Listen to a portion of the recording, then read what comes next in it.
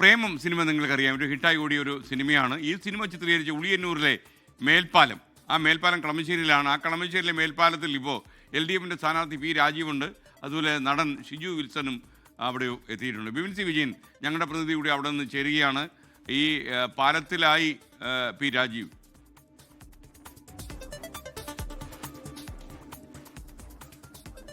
Yes, അതേ സ്കേൻ. ഇപ്പോൾ പ്രേമം cinema shoot ചെയ്തിട്ടുള്ള ഉളിയന്നൂരിലെ ആ മേൽപ്പാലത്തിലൂടെയാണ് ഇപ്പോൾ കളമശ്ശേരിയിലെ LDF സ്ഥാനാർത്ഥിയായിട്ടുള്ള പി രാജീവിൻ്റെ പ്രചാരണം ഇന്ന് ആരംഭിച്ചിരിക്കുന്നത്. രാവിലെ 7 മണി മുതൽ ഇപ്പോൾ ഈ പാലത്തിലൂടെയാണ് ആദ്യത്തെ പ്രചാരണം തുടങ്ങിയിട്ടുള്ളത്. അദ്ദേഹവും ഒപ്പം തന്നെ ഈ പ്രേമം സിനിമയിലെ നടനായിട്ടുള്ള ഷിജു വിൽസനുമാണ്. രണ്ടുപേരും ഒരുമിച്ചാണ് ഇന്നത്തെ ഈ പ്രചാരണം നടത്തുന്നത്. കഴിഞ്ഞ ഏകദേശം ഈ പാലം 1.5 കോടിയുടെ ഒരു വലിയ പ്രൊജക്ട് ഈ പാലത്തിൽ പറഞ്ഞിരുന്നു. പക്ഷേ ഇപ്പോൾ അത് അടഞ്ഞിടക്കുന്നു എന്നുള്ളതാണ് നിലവിലെ ഒരു സ്ഥിതി. മന്ത്രി ചേരുകയാണ്. എങ്ങനെയാണ് ഇപ്പോൾ ഈ പാലത്തിന് ഇനിയുള്ള നവീകരണം? അതിപ്പോൾ എല്ലാവരും ചേർത്ത് പിടിച്ചുകൊണ്ടുള്ള അഭിപ്രായങ്ങൾ കൂടി ക്ഷണിച്ചിട്ടാണ് ഉദ്ദേശിക്കുന്നത്. പ്രേമം പാലം നമ്മുടെ ഒരു സിനിമാ മേഖലയിൽ പുതിയ തലമുറയെ വല്ലാതെ സ്വാധീനിച്ച ഒന്നാണ്.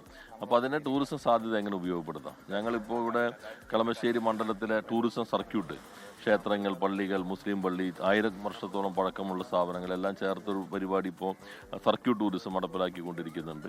അതേപോലെ തന്നെ ഏലൂർ വാട്ടർ ടൂറിസമുണ്ട്. കുന്നുകര കരുമാലൂർ പഞ്ചായത്തിൽ ഡെസ്റ്റിനേഷൻ വെഡ്ഡിങ്ങിൻ്റെ ഒരു കേന്ദ്രം ഡെവലപ്പ് ചെയ്തിട്ടുണ്ട്. ആ കൂട്ടത്തിൽ പ്രധാനപ്പെട്ട ഇപ്പോൾ തൃക്കാക്കര ക്ഷേത്രവുമായി ബന്ധപ്പെട്ട ടൂറിസം ഉണ്ട്. അതുപോലെ പുതിയ തലമുറ ഇവിടെ വരുന്നുണ്ട്. പലരും വന്ന് കുറേ സമയം ചെലവഴിക്കുന്നുണ്ട്. പക്ഷേ ഈ പാലം ഇപ്പോൾ ഉപയോഗിക്കുന്നില്ല, സഞ്ചാരത്തിന് ഉപയോഗിക്കുന്നില്ല, ഇറിഗേഷൻ്റെ കയ്യിലാണ്. അപ്പോൾ അവരുമായിട്ട് ചർച്ച ചെയ്തു. അതിൻ്റെ കൂടി അടിസ്ഥാനത്തിലാണ് പുതിയൊരു പദ്ധതി കഴിഞ്ഞ ബജറ്റിൽ രൂപകൽപ്പന ചെയ്തത്. പക്ഷെ അത് മുന്നോട്ട് കൊണ്ടുപോകുമ്പോൾ ഇതൊരു മോഡലായിരിക്കണം. അപ്പോൾ ജനസി ഉൾപ്പെടെയുള്ളവരുടെ അഭിപ്രായങ്ങൾ അറിയാം. അവനാണ് യുവ നടത്തം ഇതിനെ സംബന്ധിച്ചുള്ള ഒരു പ്രചരണ രീതിയായിട്ട് ഉപയോഗിക്കുമ്പോൾ ഇതെങ്ങനെയൊക്കെ മാറ്റി തീർക്കണമെന്ന പല അഭിപ്രായങ്ങളും ചെറുപ്പക്കാരുടെ ഇടയിൽ നിന്ന് വരും.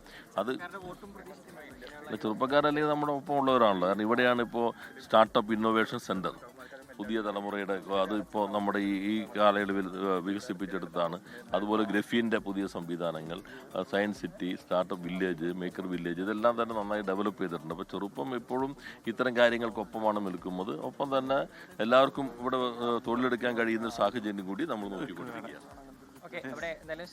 ഓപ്പണാക്കി ഇതുപോലെ നാട്ടുകാർക്ക് ഉപയോഗിക്കാൻ പറ്റുന്ന രീതിയിലേക്ക് ആയി കഴിയുമ്പോൾ എപ്പോഴും ജനങ്ങളുണ്ടാവും. അപ്പോൾ വേറെ പ്രശ്നങ്ങളോ കാര്യങ്ങളോ ഒന്നും ഉണ്ടാവില്ല. ആരും പറഞ്ഞിട്ട്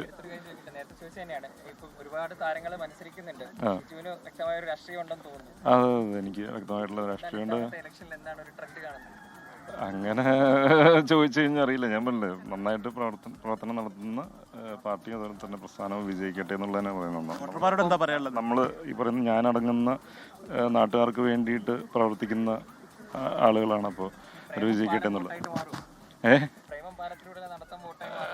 അത് എനിക്ക് അറിയില്ല. എന്തായാലും തീർച്ചയായിട്ടും നല്ല ഓർമ്മയുള്ള സ്ഥലമാണ്. അപ്പോൾ അത് ഈ പറയുന്ന പോലെ നമ്മൾ ഈ ഒരു കാലഘട്ടത്തിൽ എങ്ങനെ അതിനെ യൂസ്ഫുൾ ആക്കിയെടുക്കാമെന്നുള്ളതാണ് നമ്മൾ ആലോചിക്കേണ്ടത്. അപ്പോൾ അങ്ങനെ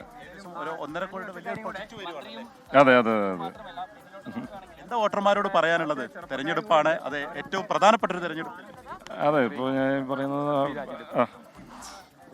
ചോദ്യം അല്ല, ഒരുപാട് പ്രതീക്ഷകളുണ്ട്. അപ്പോൾ പുതിയ ആളുകൾ വന്നിട്ടുണ്ട്. അപ്പോൾ നമുക്ക് നോക്കാം ആരാണ് വിജയിക്കുന്നത്, ജനങ്ങൾ എങ്ങനെയാണ് ഇതിനെ കാണുന്നതെന്നുള്ളത് നമുക്ക് നോക്കാം. അപ്പോൾ ഞാനും ഈ പറയുന്ന എല്ലാ ഒരു പ്രതീക്ഷയിലാണ്.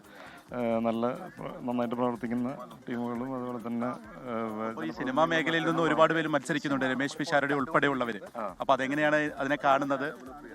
അതിപ്പോൾ അതിനെപ്പറ്റി വ്യക്തമായിട്ട് ഭീകരമായിട്ട് അഭിപ്രായം പറയാനായിട്ട് ഞാൻ ആളായിട്ടില്ല. എന്തായാലും അവരുടെ പ്രവർത്തനം അനുസരിച്ചിട്ട് ആരായാലും, ഇപ്പോൾ സിനിമാ മേഖലയിലാണെന്നുണ്ടെങ്കിലും ഇപ്പോൾ സാധാരണ ഏത് മേഖലയിൽ നിന്ന് ആളുകൾ വന്നു കഴിഞ്ഞാലും അവരുടെ പ്രവർത്തനം അനുസരിച്ചിട്ടായിരിക്കും ജനങ്ങൾ അവർക്ക് വോട്ട് ചെയ്യുന്നത്. അപ്പോൾ പ്രവൃത്തിയിലൂടെ കാണിക്കുക, ജനങ്ങളുടെ എന്താ പറയുക, അവരുടെ ഇത് പിന്തുണ നേടുക എന്നുള്ളത് പറയാനുള്ളത്. അപ്പോൾ SKN അങ്ങനെയാണ് പ്രേമം പാലത്തിലൂടെ ഉള്ള ഒരു പ്രചാരണം അങ്ങനെ നടക്കുകയാണ്.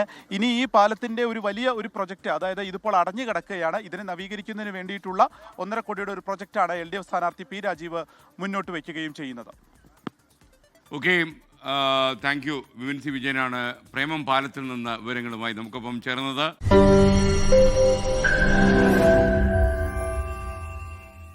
ലോകത്തെവിടെയായാലും ഏത് സമയത്തും 24 വാർത്തകളും ഓഗ്മെന്റഡ് റിയാലിറ്റി പാക്കേജുകളും എക്സ്പ്ലെയിനറുകളും വിശദമായി കാണാൻ ഞങ്ങളുടെ യൂട്യൂബ് ചാനൽ നിങ്ങൾക്ക് സബ്സ്ക്രൈബ് ചെയ്യാം.